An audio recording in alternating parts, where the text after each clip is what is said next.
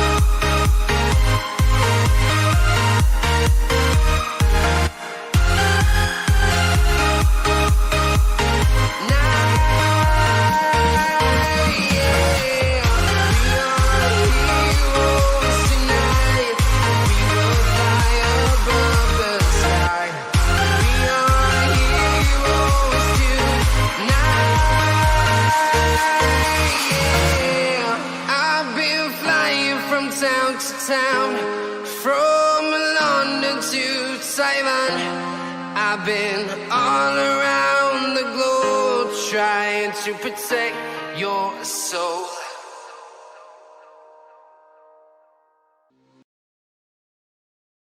Hello everyone. Welcome to another episode of DylanLasagna Live. You already know who it is at this point.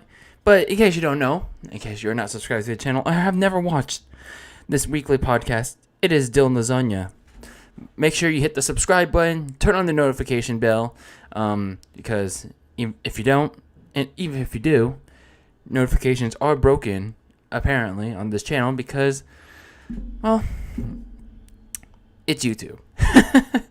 But whether or not you do, make sure you check out the channel all the time to see when I'm live. Yesterday and Tuesday, we caught up with GTA 3 with our GTA 3 playthrough, and we should be almost done with that game. I'm hopeful that we can stream more GTA 3 over the weekend so we can finish that series. That's like a game series that should have been done in like a week or two, honestly, but I just kept holding it off. But let me pull myself up here. Hello everyone, welcome to today's podcast. And I gotta say, for all my peeps in the Bay, it's been like the air is shit. The air is really shit. So, as much as possible, stay inside. Just stay indoors. Like, don't go to the beach. Don't go shopping. Don't do it. Like, unless if it's essential shopping, then yes, go do that. but don't go shopping for clothes. Don't go shopping for like all the hot topic, all for video games, unless you can wait for next week when Super Mario 3D All Stars comes out. But wait till the air quality gets better. It's not worth it right now. But I want to get to my random tidbit for this week because we haven't had those in a while. And that's football season. Oh, yes, football season. It's back. And I got to say, it doesn't feel awkward yet. I went into the season because, COVID's still a thing. And it has heavily impacted all sports. And even for non-sports people who dislike and hate all sports. And yes, it still significantly impacted the world of sports. You can't have any fans, and if you do have fans, you gotta have a very limited capacity. And going into this football season, I was honestly not looking forward to watching crowdless football. It was already bad enough to see like a soulless and empty WWE Performance Center for 2 months, and then you had the forced Performance Center trainees for another 2 months, and then we get into the WWE Thunderdome, and it feels just as empty. I mean, I gotta admit it. I did that Thunderdome experiment, and it feels just as empty. Now, granted, this at least SmackDown is bearable to watch, but Raw, man, what is going on with that show? But aside from that, the NBA also has virtual fans now. It was very awkward to watch. I didn't bother to watch the seeding games and all that, and as I was ready to completely give up on watching the NBA, like not give two shits about, like, one, because it just looked like practice to me, and two, what's the point of watching it? Because, well, the Warriors, or my team, are not in the bubble anyway. But I noticed, like, that even though they're the message they're trying to send is kind of like turning me away a bit. It's like trying to get politics involved, but I'm trying to ignore that, and I'm trying to see how much effort each of these teams are putting into like this new revived season. And out of all the teams in the NBA, the Miami Heat are the like one team, like at least in the playoffs, that surprised a lot of people. They really surprised a lot of people. Now, sure, they have like almost blew. They can't really hold on to leads like a lot, and they like have to like literally survive down the stretch, like hold on to win a game. But they're in the Eastern Conference Finals. I'll give them that. And then you also had the Phoenix Suns, who unfortunately like didn't make the postseason, even after going 8-0 throughout the whole NBA bubble seeding games. But it's just like you never know what's gonna happen. Like it's like you never know what's gonna happen. Like the Miami Heat, they completely upset the Milwaukee Bucks. Like completely. It didn't take them a full set of games, 7 games. It only took the Milwaukee Bucks 5 games with the MVP Giannis to completely get obliterated by the Heat. 5 games. It could have been a sweep, but Chris Middleton happened in Game 4. Chris Middleton said, no, let's not get swept. We have to win at least one. So, I think Milwaukee is the one that was severely affected by the bubble because they had the best record in the NBA. They were gonna get home court advantage like throughout the entirety of the playoffs before the pandemic happened, and I think the 4-month layoff severely affected everybody in that team. So, I mean, basketball's still a little awkward to watch, but I mean, at least there's some unpredictability there. As for the NFL, well, the season kicked off last night. The Texans and the Chiefs had their opener, and well, the Texans were butt cheeks. That's all I could say. The Texans were butt cheeks all around. You can clearly tell that the offense it clearly struggled without DeAndre Hopkins. The defense was just completely ass cheeks. The Kansas City offense, both running game and passing game, just ran circles around freaking J.J. Watt and whatever was left of the Texans defense.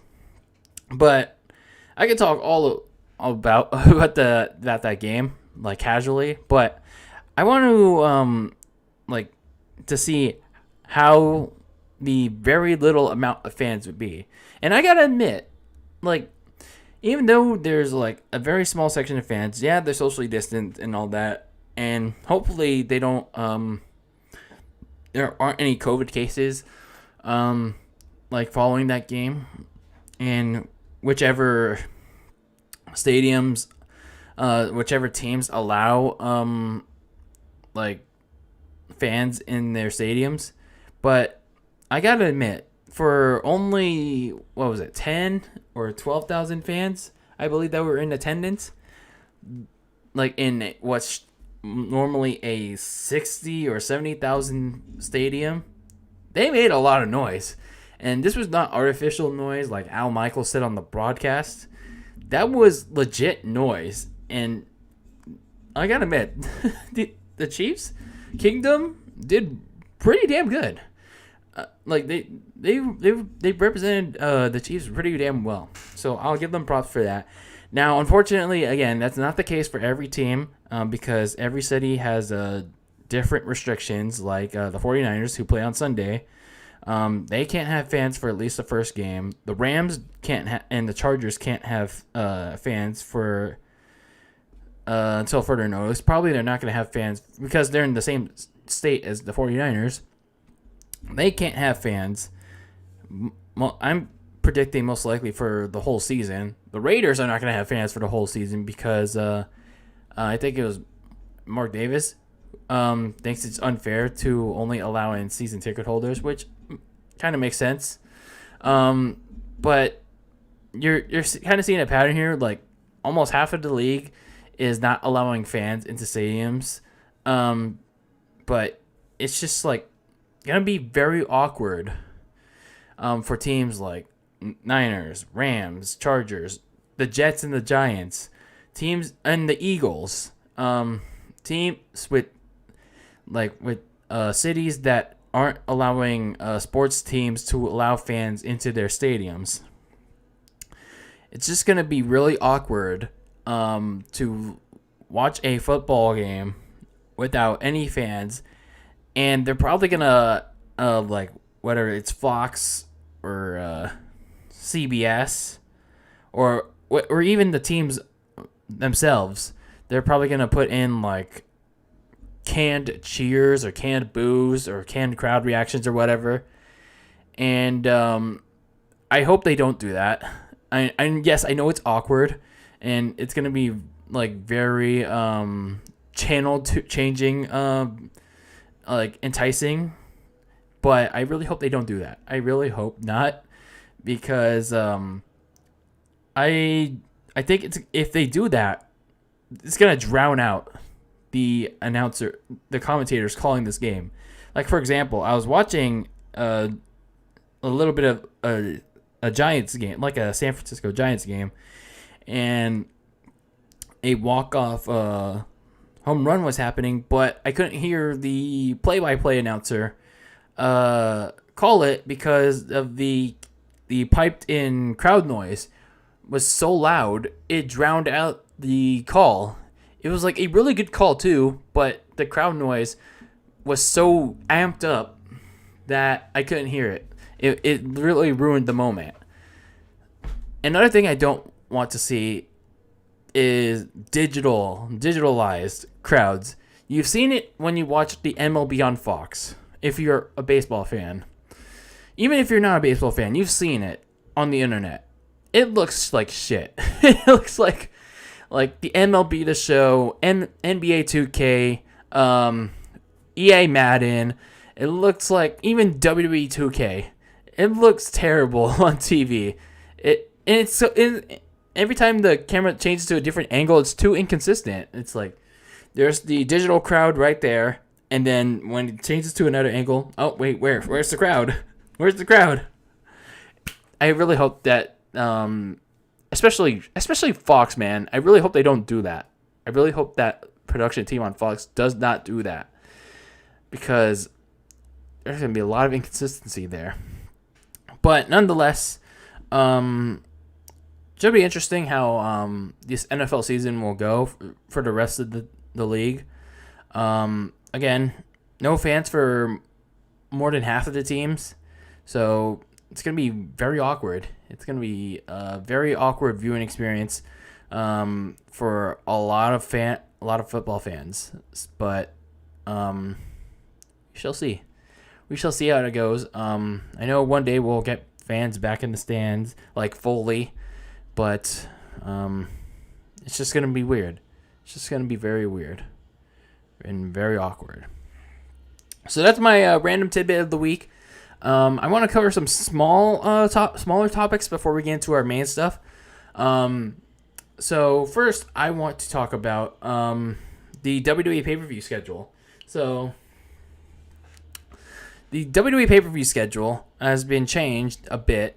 So, of course, we have Night of Champions. Yes, I don't give a shit if it's called Clash of Champions. I grew up with Night of Champions, okay? So fuck that shit. So Night of Champions is happening September 27th, as we know, and then October, as some of you have seen, is empty. There was supposed to be an NXT TakeOver on October 4th, a couple days after Night of Champions, but that hasn't been confirmed yet by WWE. And then there's supposed to be an NXT TakeOver Dublin on October 25th, but that also may be moved too.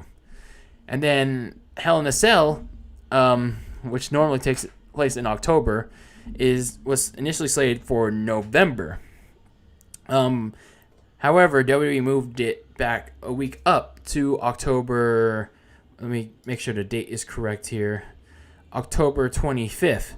So a week. That's literally 5 days before WWE's deal with the Amway Center expires. So I think this kind of makes sense, because had they done Hell in a, like, WWE wouldn't be able to do Hell in a Cell unless they find a new venue to do that, because that Hell in a Cell structure is not fitting at the Performance Center. Or they did it like literally outside in the parking lot. That would have been so strange. Like, oh, like someone, they did Hell in a Cell, but oh wait, you're gonna have to do like a spot where you fall off the Hell in a Cell, and yeah, we're not doing that in the parking lot. But I think this is a good move by WWE. Putting Hell in a Cell, as much as I don't like the theme of the pay-per-views, it gives them at least one more pay-per-view before their deal with Amway expires. And I do hope that, at least for the time being, that they get a new deal going with the Amway Center, because I don't know when they're going to be able to get fans back. So might as well take advantage of it, you know? Take advantage of what the arena you have already. So that's the revision of the WWE schedule. So we got Hell in a Cell, and then of course you have Survivor Series in November. I don't remember the exact date, but it was around the 18th or the 25th. And there's also no NXT TakeOver the night prior to Survivor Series, and then TLC in December. Another small story I want to cover is regarding Renee Young. So a couple weeks ago, I talked about Renee Young and her leaving and all that. So this is not in relation to Renee Young salty. Renee Young went to AEW or she went to Impact. No. It's this was an interview that Renee Young did with the sports media podcast with Richard Deitsch. I'm sorry if I botched that. And an interesting detail was revealed in this interview. Renee revealed that she was able to leave WWE on short notice due to being an employee with the company and not under talent contract. So she said, and I quote, "It wasn't under talent contract. I was an employee, so I only had to give a 2-week notice for this job, and I was doing forever. It felt really bizarre." She also revealed she'll be going under her maiden name, Renee Paquette, professionally rather than her government name, Renee Good. Of course, she's married to John Moxley. She spent several years as a television personality in Canada under her maiden name. While she didn't reveal what's next for her personally, she did state that she's still under contract with Fox and doesn't want to abandon wrestling entirely. I have built up such a great resume and a great fan base. All this knowledge about pro wrestling, for me to just fully abandon it and try a different career and do something new seems a little foolish. Following her departure with WWE, speculation that she would end up with AEW began circulating throughout the wrestling world. However, if she does plan to work for another wrestling company, she'll have to wait a long amount of time.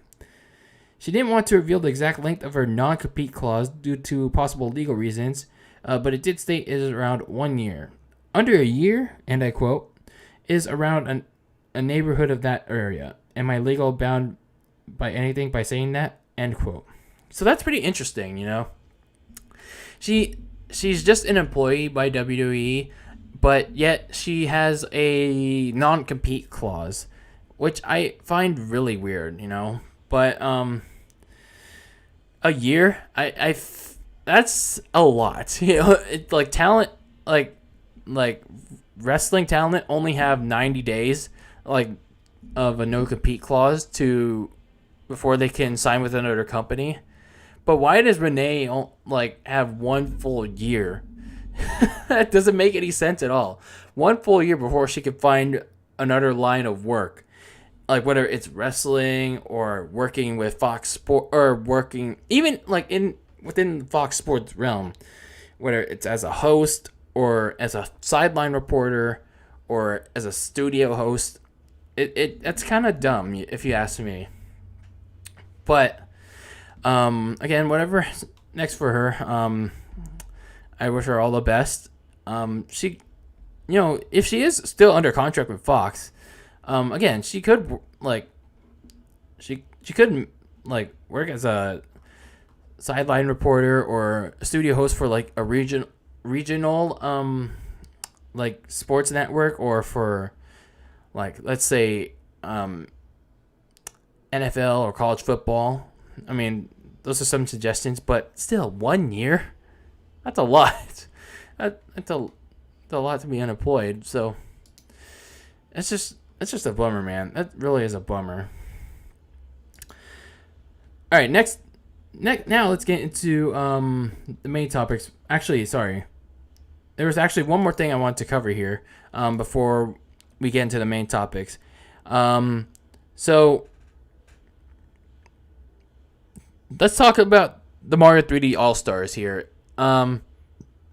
As you may have seen on social media, if you were ever trying to pre-order this game physically, well, you're shit out of luck. It's sold out on Amazon, on Best Buy, at Target, at Walmart, and at GameStop.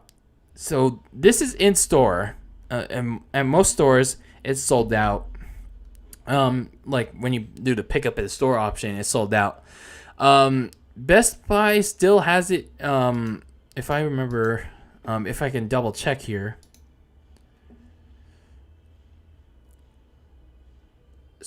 So I can't do store pickup anymore. But if I try to ship it to myself, I'm gonna test this out for you guys, but I'm not actually gonna like place the order or anything.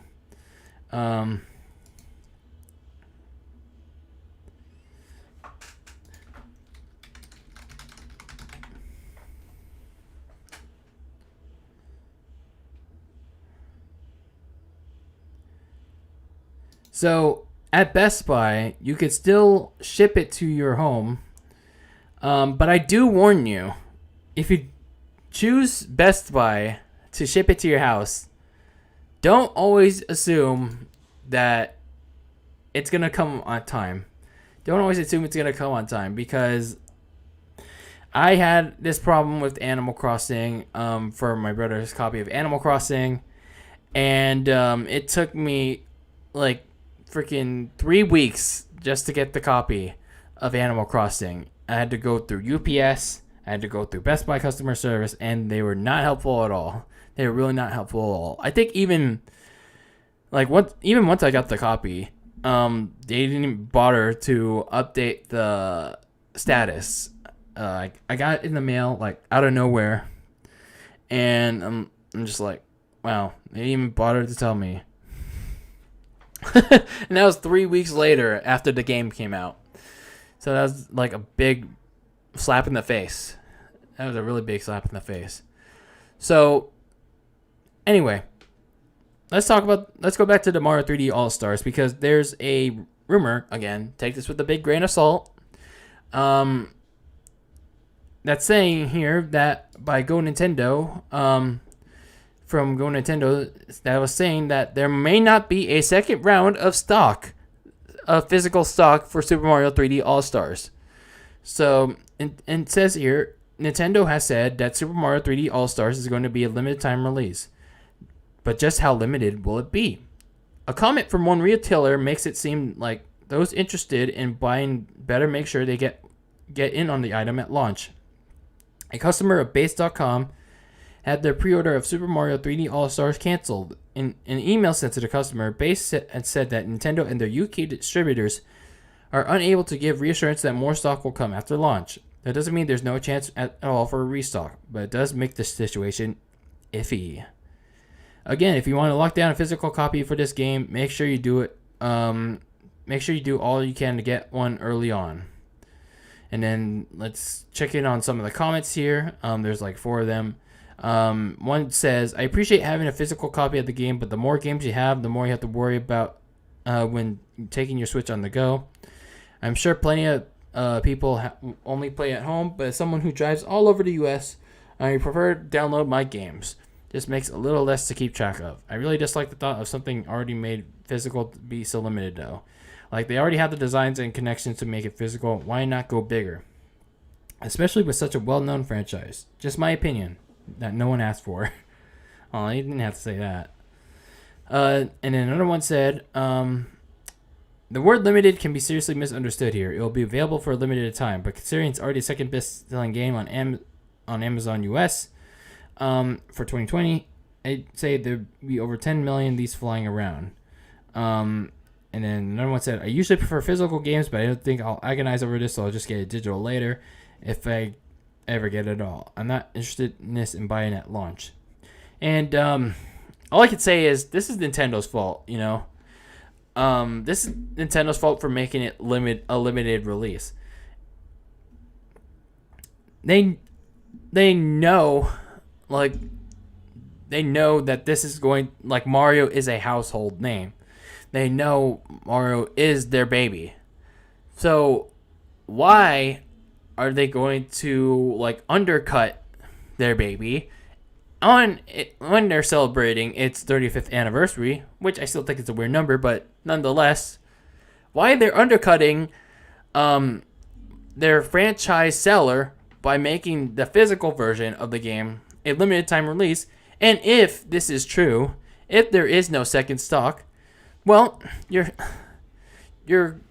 taking away the opportunity for people to buy this game. And if there is no stock come holiday season, well, how are people going to play this game? They have to download it, and if, well, let's say like a select few don't like it from the they can't get a refund. They can't get a refund from the eShop. Nintendo, what are you doing here? What are you doing here? You have to make more stock here. You got I know we're in a pandemic, but hopefully you got more stock than this rumor rumor suggests. Because for a fact that people are going to be coming in ready to pick this up, because this is going to be a holiday seller. This, regardless of if this is an enhanced port. So hopefully you got something ready. Hopefully you got a lot of copies of this game ready worldwide. Because again, it's sold out on Amazon. It's close to selling out on Best Buy. It's sold out on Target. It's sold out on Walmart. And it's close to selling out on GameStop.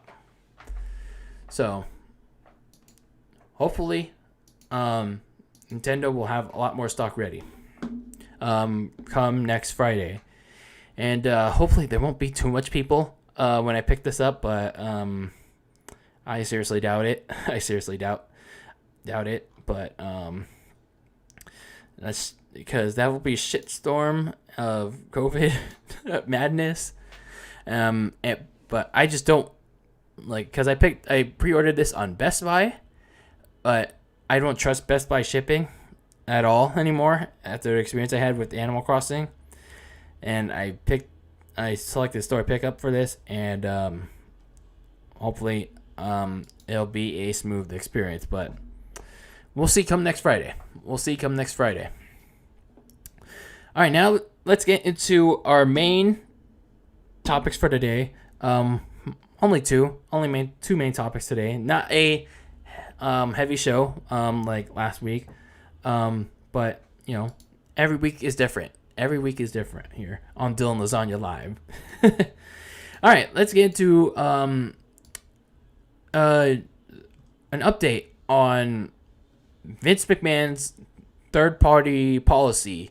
I talked about last week how it was like a breaking news story, a breaking news topic of how Mr. McMahon was disallowing his talent from using third-party platforms like, one I'm using, YouTube, and along with Twitch, Cameo, and Mixer.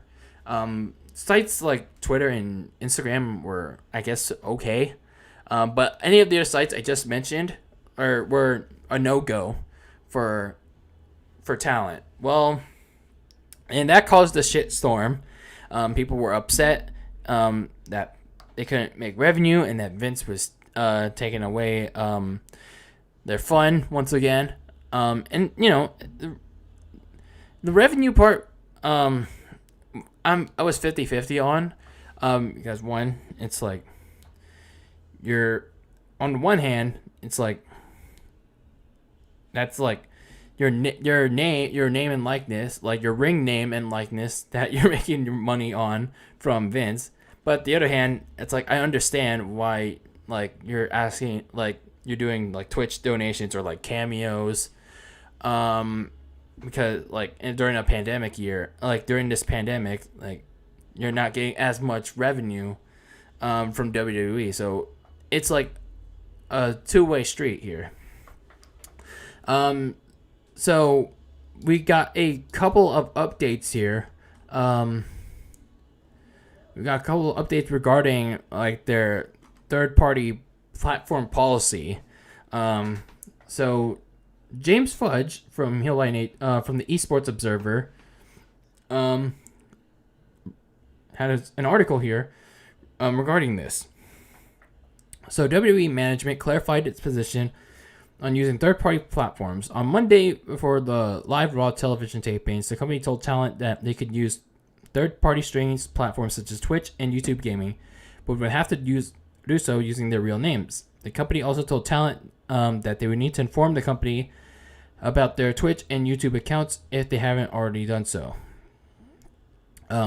This is according to Dave Meltzer, and though the Esports Observer couldn't independently verified the story, AJ Styles confirmed some of the details during a recent live stream on Twitch.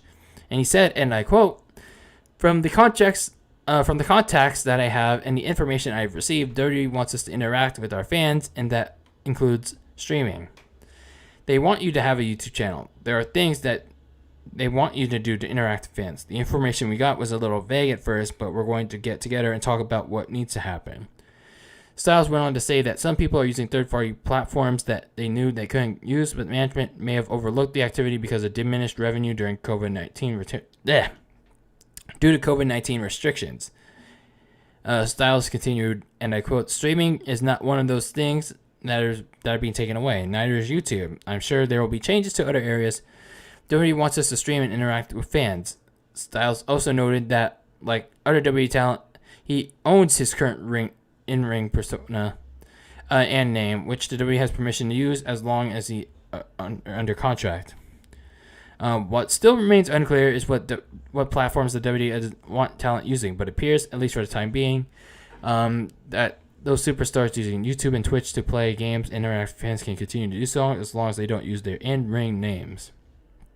And then, let me see here. There was, no, that was pretty much it. So, I think this is a good compromise. Between the talent and WWE when it comes to this situation. It's like, I know like certain superstars like AJ Styles can keep using his ring name because, well, it's been his ring name since like forever, since when he wrestled on the Independent, when he wrestled on TNA, when he wrestled with New Japan. So AJ Styles like pretty much can use his ring name like for Twitch. For others, they're probably not so lucky. They probably gotta switch to their real names, and I know it's gonna suck for their fans, because it's like, wait, who's this? And they're probably gonna like refer them. Their fans are still gonna refer to them by their ring name in the chat. But nonetheless, I'm at least there is at least some middle ground that they've finally reached, and it's always a good thing, you know. The other thing that also caught my eye in reading this was WWE once again overlooking, as usual, how these wrestlers are using these platforms, because, well, it's WWE. They often overreact, but it's a good thing they reevaluated, reassessed the situation. It's like, apparently, they knew that their wrestlers' revenue was as low as it's been in years. Like, especially now because of COVID, like they can't pay the wrestlers as much as they could, their current salaries, and the wrestlers like, oh, we need some extra revenue, so like we need to start using Twitch or Cameo. I think the only platform that WWE doesn't want people or wrestlers using is OnlyFans. So they probably said no OnlyFans or you know, the other site, the Hub site, hub.com. So no OnlyFans or hub.com. So as long as they don't do any stupid shit, like the wrestlers don't do any stupid shit or like say anything like on their streams, I'm pretty happy that they reached this this middle ground. So as long as WWE doesn't overstep their boundaries again when it comes to this policy, this is fair game. This is just fair game. But that's pretty much the end of that topic right there. So like good for both sides involved. They finally resolved that. Hopefully there won't be any more issues when it comes to WWE and their talent when it comes to like Twitch and Cameo. But now let's get to our last topic for today, and that is the main one that is overloading this the title of this stream, the thumbnail, and that is Hyrule Warriors Age of Calamity. Oh man. This came out of the blue, didn't it? This completely came out of the blue. So once again, Nintendo casually dropped a game announcement on Twitter on Tuesday, like they've pretty much done during this pandemic. They've like Twitter dropped Paper Mario, they Twitter dropped Pikmin 3 Deluxe, and now they've done it again with Hyrule Warriors Age of Calamity. So if you haven't seen already, well, let's take a look at Hyrule Warriors Age of Calamity.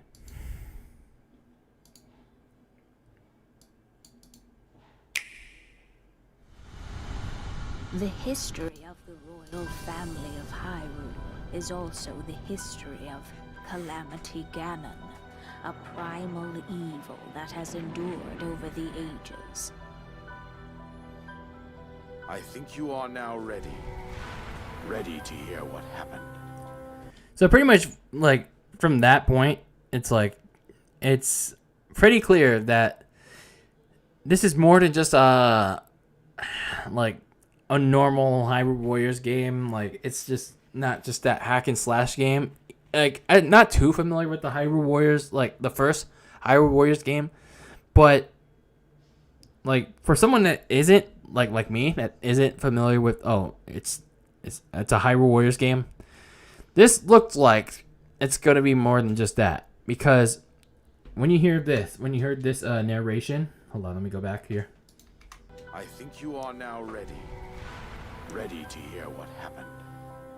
See, yeah, if you have played Breath of the Wild, it's like, well, here's what happened 100 years ago, before, well, the certain supervillain of Zelda like completely wrecked us.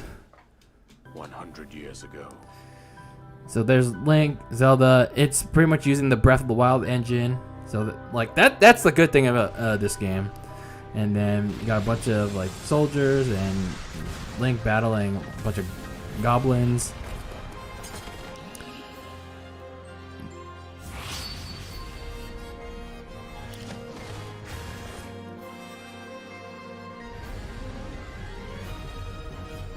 And then all those like scary ass guardians that always freak me the fuck out when I'm playing Breath of the Wild.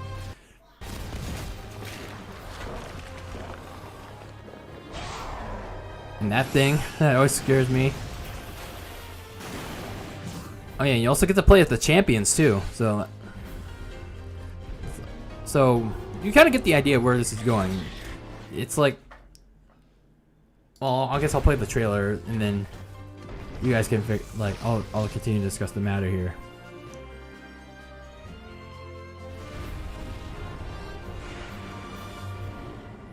And then there's Calamity Ganon.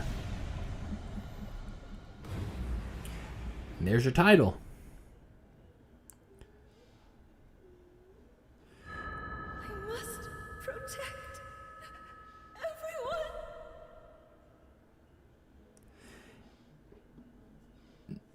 And it's available in 2 months. Age of Calamity. It's and then you'll get your next update on 2 weeks. 2 weeks from Saturday. 2 weeks from tomorrow.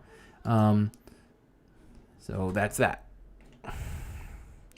Let me pull back up here. So Hyrule Warriors Age of Calamity. It's pretty much a prequel to Legend of Zelda Breath of the Wild. We're gonna get to know what happened 100 years prior to the main game. So pretty much what's going on here, I guess it's like I guess we're getting like a trilogy here, like for Breath of the Wild. You get like Age of Calamity, Breath of the Wild, and then you get the sequel to Breath of the Wild. So, I guess unlike with the RPG elements of Breath of the Wild, again, as I mentioned, it's a hack and slash, but you saw that you're going to be using like the Sheikah Slate, and then the runes that were in the Sheikah Slate, like the bombs, and then I forgot what that locking mechanism is called, and then you're probably gonna use the rest of the Sheikah, like the rest of the runes in that Sheikah Slate too.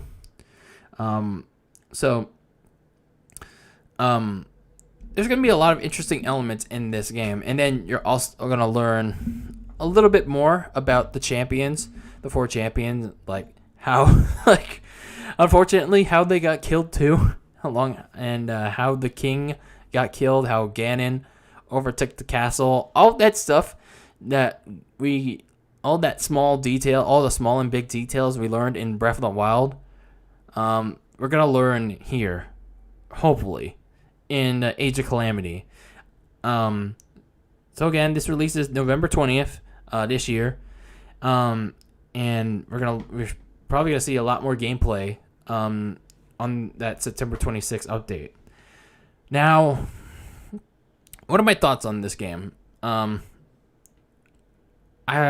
normally am a fan of hack and slash games, but I've never played Hyrule Warriors. I have never played the first Hyrule Warriors, and that is why I'm not picking this game up right away. I have all the time in the world to pick this up after release anyway. So hopefully it goes on sale at some point after its release. But it's Nintendo, but never know. But I think what they're doing here with the story, with the story, it's pretty smart. It's like I said earlier, like a little bit earlier, it's most likely going to be a trilogy, like a little trilogy, a little Zelda mini trilogy. Like you got the Breath of the Wild sequel last, and then you got Breath of the Wild in the middle, and then you got this game right here, Age of Calamity. And I think this is a little good side project for what was the developer's name? I forgot, but Koyo Tecmo or something. I don't know the name. But it's a good little side project for Nintendo to tackle on while the Breath of the Wild sequel is still in development, which, by the way, the developer said don't expect anything like any updates on that game in a little while. They said it'll be a little longer before you hear any more details about the Breath of the Wild sequel. So it's a little bummer, but we at least get this game. All I can say is, again, we're gonna know the conclusion, what's gonna happen, but we're gonna learn a lot. We're gonna learn a lot from this game. I also noticed that Link was wearing. He's not wearing his tunic, like at different parts of the trailer, and he's like wearing this armor, this certain armor. So probably doesn't get the tunic right away, and then it's like over the course of time he does get the tunic, the champion's tunic. So that should be an interesting plot point. So I'm interested to see what's next. Like, I'm really interested to see what they provide, the gameplay and all that stuff, the story.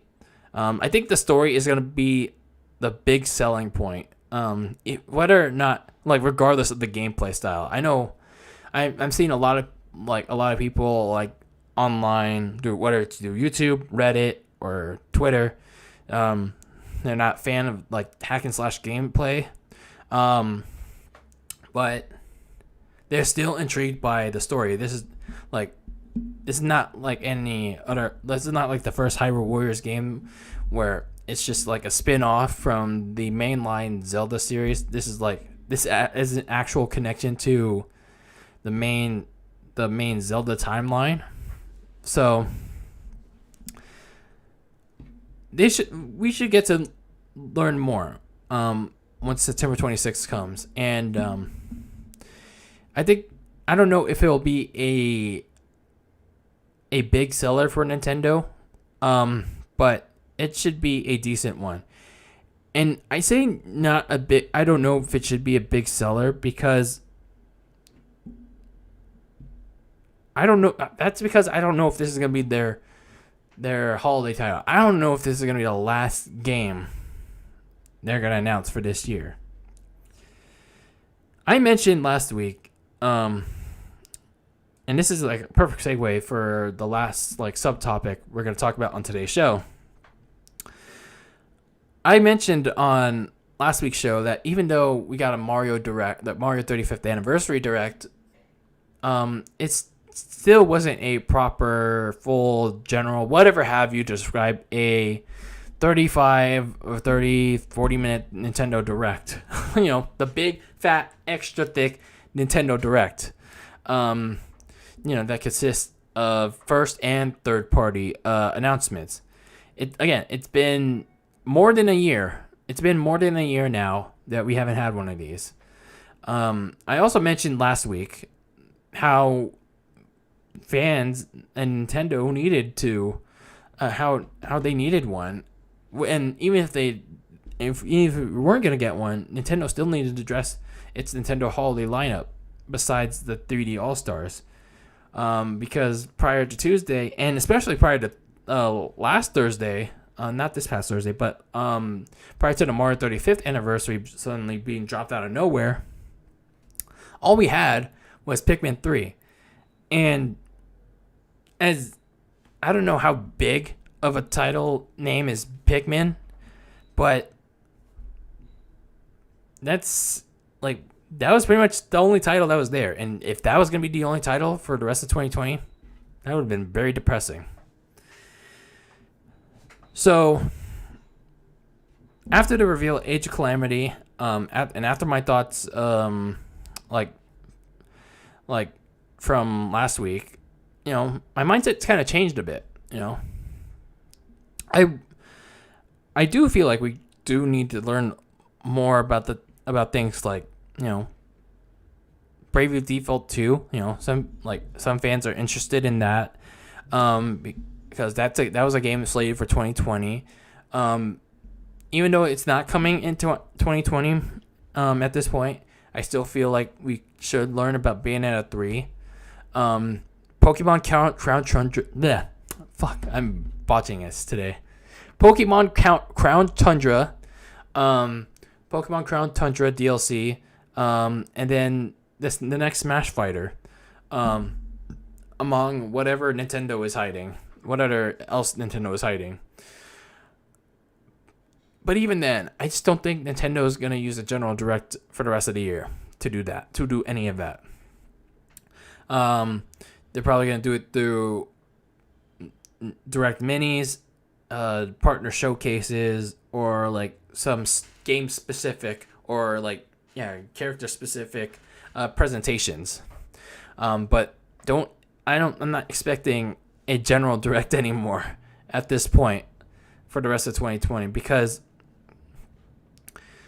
I don't think like any of the things I mentioned, Bravely Default, Bayonetta, Pokemon, and or the Smash Fighter, like those three, like alone, like along with a couple other smaller announcements, I'm not sure if they're big enough. Like, I mean, take the Smash announcement out. I don't think like Crown Tundra, Bayonetta, No More Heroes, not No More Heroes, Bravely Default. I don't think those titles and like DLC and the Pokemon DLC are General Direct, like bangers, like along with smaller stuff to consider that a General Direct. You know what I'm saying? But again, even if that's the case, I would like to know. I know fans would like to know more about Bravely Default 2, but that's probably not ready because like they haven't whoever the developer hasn't said anything, so it's probably gonna get delayed to next year. No More Heroes 3 was officially delayed, and I know some people are disappointed by that, but that was expected because they haven't said anything. Again, Bayonetta 3 that's a game that's probably gonna be slated for whenever, whenever they're ready, whenever Platinum Games is ready to talk about it. But I think Nintendo has to talk about if they're gonna talk about anything.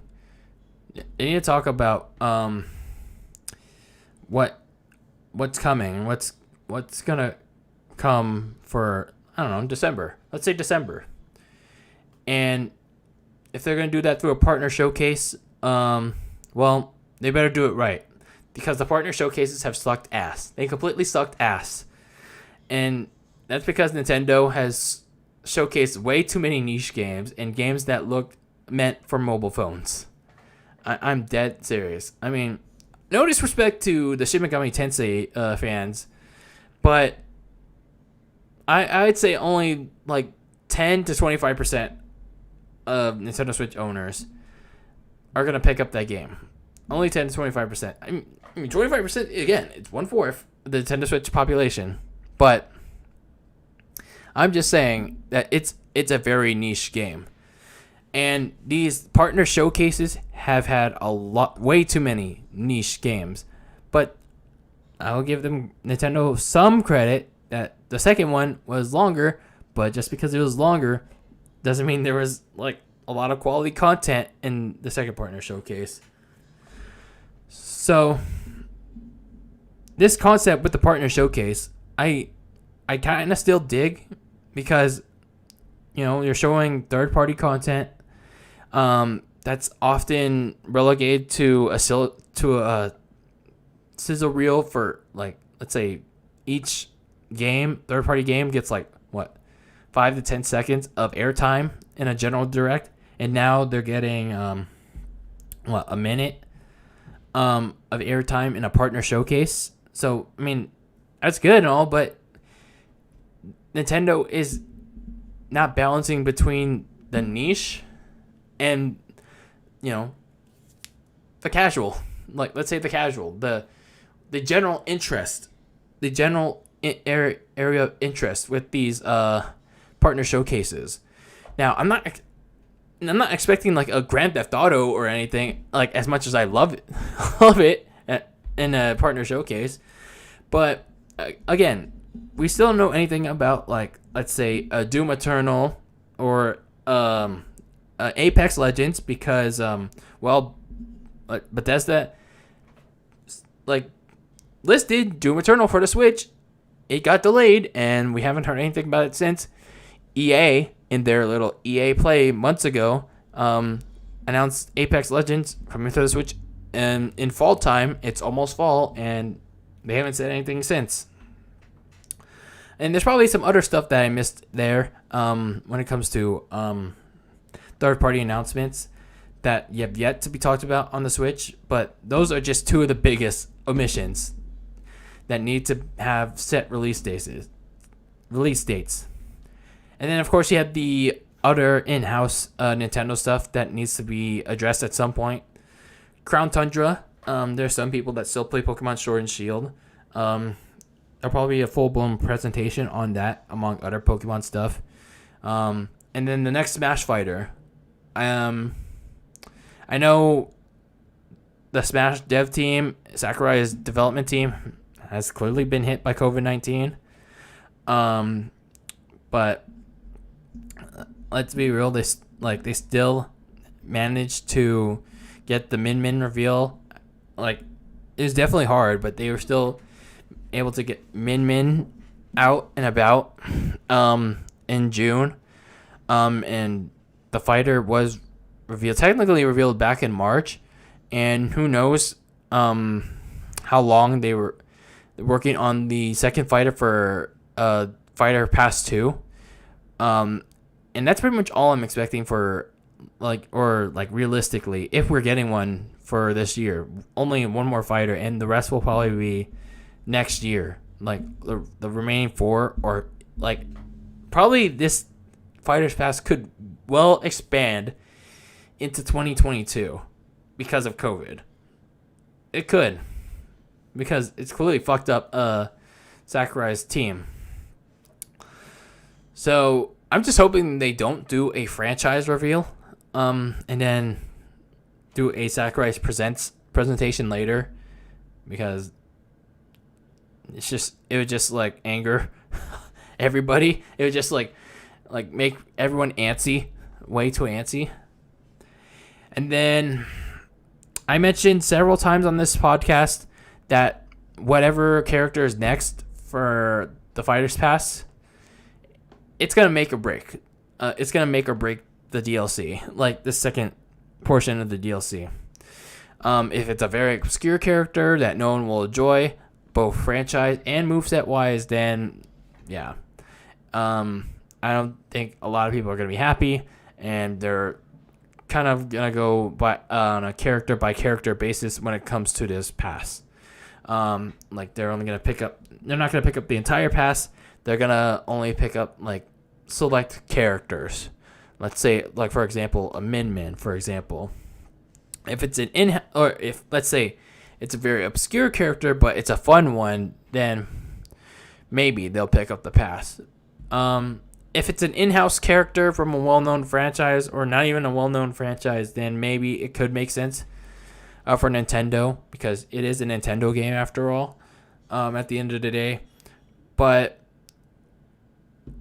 if it's a big third party, I think what Nintendo needs, it's either a big third party or a big first party to really get people to buy the pass. Because as much as I like Min, I really like the Min reveal. Of course, not everyone is sold on ARMS on being in Smash. Like, I think Nintendo really needs to pick a big character for a lot of people to get back into Ultimate, because many people have lost interest in this game. I think the biggest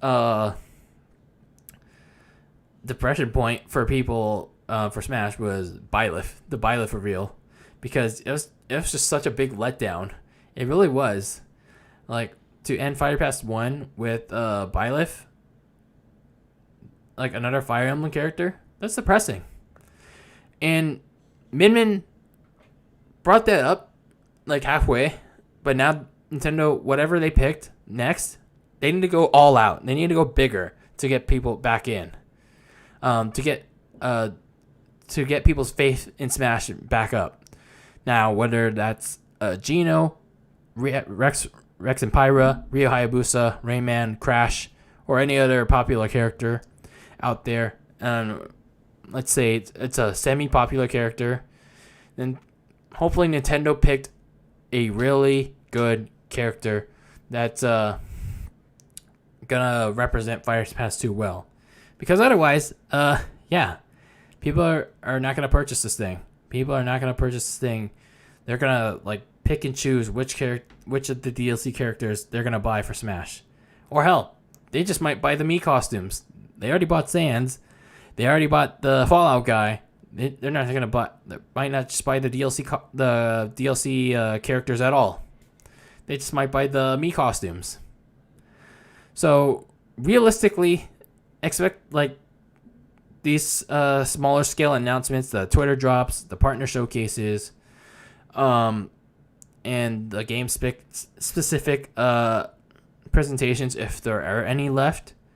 But yeah, other than that, like, we're probably gonna head into 2021, like early 2021, well over 500 days without a general Nintendo Direct. And who knows, whenever we get that general Nintendo Direct, I'm still expecting some disappointment. I really am.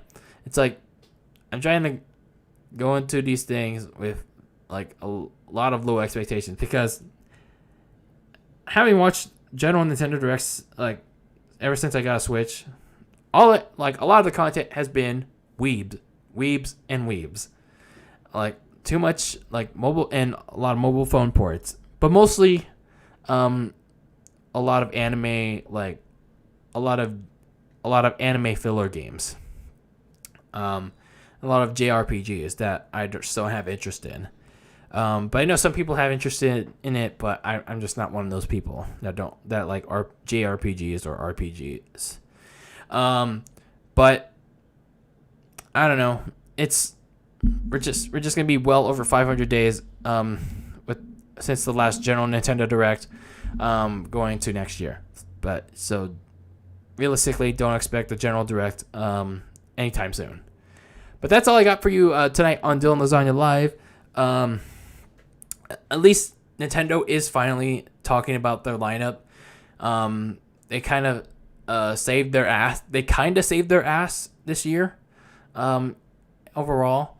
But I really wish they communicated with us. Like, I'm not a Nintendo fanboy or like Nintendo fan-ish. I'm like more so like, oh, I really like the Switch. The Switch is technically my main console. I want to know more about what's to come for the Nintendo Switch. What games can I get on it that I really like? And honestly, like, I really don't like the lack of communication from Nintendo. And to go 6 months without like technically any communication, that's bad. That's really bad. And yes, we had the partner showcases, but that's not really communication from Nintendo. That's not communication at all. So,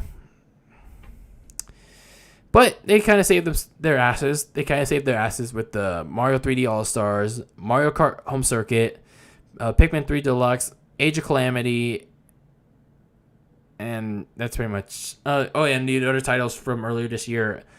They like the 22 million unit selling Animal Crossing, Xenoblade Definitive Edition, 51 Clubhouse games, and then Paper Mario. So they kind of saved their asses. But it was just a bad year for Nintendo. Really bad year, especially with communicating. But that's all I got for you tonight here on Dylan Lasagna Live. If you're not already, make sure you subscribe. Turn on the notification bell. And even if it's not working, just check out the channel page to see when I'm live. And if you want to follow me on Twitter, you see it on the screen. It's at Dylan Lasagna. But other than that, that's all I got for you tonight. Hopefully I can stream some more GTA 3. Hopefully I can finish that game over the weekend. But if not, then I don't. I don't stream it. But anyway, guys, always be delicious, and I'll catch you all next time. Take care, everyone. Have a good weekend. If you're here in the Bay Area, wear your mask. If you have to go outside, especially during these times, especially with the smoke, wear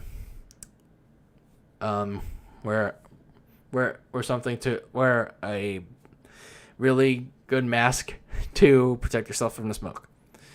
But anyway, always be delicious, and I'll see you on the next one. Take care, everyone. See you next time.